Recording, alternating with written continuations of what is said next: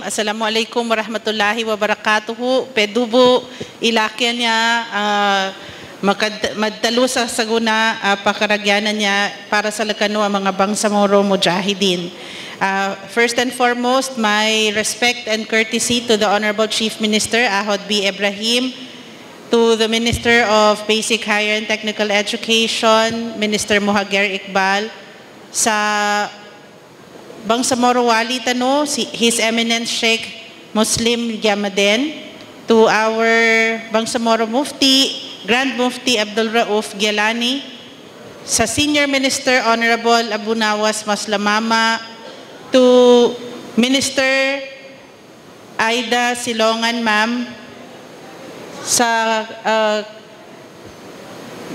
kay Sir Michael Odin from the MNLF, and kay Sir Amil Bahar na dati rin po natin kasama sa Ministry of Finance and Budget and Management, sa mga members of the Parliament, doon sa Lakano Langon na mga Mujahideen ang nakatalabok sa Nyaba okasyon. Sa ngalan ng Bangsamoro Transition Authority Parliament, Attorney Pangalian Balindong, 10 ng aming mga kasamahan sa BTA Parliament, nandito po kami, tanda ng aming pakikiisa sa paglulunsad ng tanggapang ito na nakatuon sa paglilingkod sa Bangsamoro Mujahideen under special circumstance.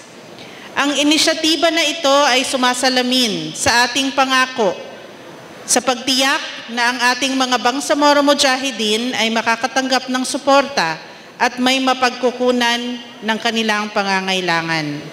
Ito ay isang mahalagang hakbang tungo sa isang mas inklusibo at patas na lipunan na kinikilala ang magkakaibang mga pangangailangan sa loob ng ating mga komunidad.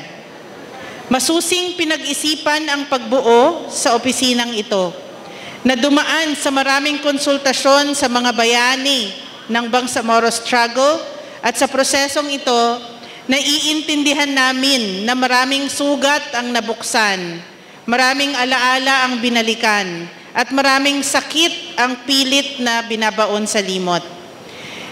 Hindi po mababayaran ng salapi ang lahat ng ito. Subalit magandang paraan na po ito upang mapukaw ang kamalayan ng ating mga bagong henerasyon sa mga pinagdaanan ng ating mga Bangsamoro Mujahideen. Naway maging daan ito sa mas malalim na pag-intindi sa konteksto ng Bangsamoro at sa lipunang pinagtutulungan nating hubugin para sa kinabukasan ng ating kabataan. Nagbibigay-pugay po tayo sa mga pagsisikap ng team ni MP Aida Silongan at ang mga bumubuo sa OBMOSC na magbigay ng tulong sa mga maaaring hindi sapat na sakop ng mga kasalukuyang sistema dahil tinitiyak natin na walang maiiwan. Ang opisinang ito ay kumakatawan sa pag-asa, nag-aalok ng pinasadyang tulong at nagsusulong ng inclusivity para sa lahat. Ang pagkakaisa ay isang prinsipyong kumikilala sa ating karaniwang sangkatauhan at sa pagkakaugnay ng ating mga tadhana. Sama-sama, tulong-tulong tayong magsikap tungo sa isang kinabukasan kung saan ang lahat ay may pagkakataon na umunlad anuman ang ating mga kalagayan. Inaanyayahan din po namin yung mga Bangsamoro Mujahideen na merong kakilala na maaaring mag-apply para sa amnesty. Nakalimutan po ni Minister Mohager Iqbal dahil siya rin po yung chairperson ng MILF Peace Implementing Panel, no? Na meron po tayo at ito po yung gusto niya talagang hingiin sa inyong lahat yung suporta at yung inyong partisipasyon. Kung meron po kayong kakilala na mga naapektuhan ng gera at maaaring humingi ng amnestiya mula sa government, lumapit po kayo, maaaring dito sa tanggapan ng OBMOSC.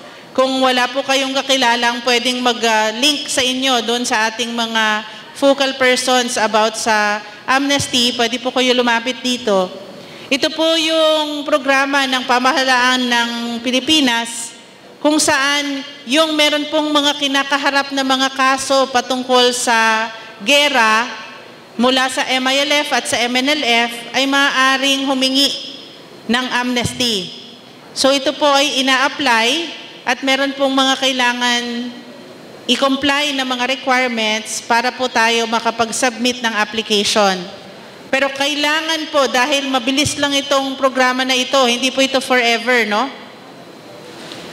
Mabilis lang kasi itong programa na ito, kaya minumungkahi po namin na lahat ng mga maaring magpasa ng kanilang mga applications, no? Nagtatago, sinabi kanina ng ating wali, no? Na yung mga kasamahan nating mga nakipaglaban noon ay maaring hanggang ngayon ay hindi pa rin humaharap sa ating lipunan dahil doon sa stigma or sa takot na at trauma na kanilang pinagdaanan noon. Subalit kung kayo po ay may kinakaharap na kaso, may kakilala kayong Bangsamoro Mujahideen, MILF or MNLF na meron pong kinakaharap na kaso at maaari pong mag-apply ng amnesty, huwag po kayong mag-atubili na lumapit para humingi po ng assistance mula sa atin para matulungan po namin kayo. So maraming salamat po sa inyong lahat. Ramadan Mubarak. Alam ko na tayo po ay inabot ng tanghali pero para naman po sa magandang objective kung bakit tayo nandito. Maganda po ang layunin natin at pasalamatan po natin ang Allah. Umabot tayo sa Ramadan na ito. At pasalamatan din po natin ang gobyerno ng Bangsamoro dahil sa pagsulong sa ganitong klaseng programa at batas ang pagkakaroon ng OBMOSC. Maraming salamat. Assalamualaikum warahmatullahi wabarakatuh.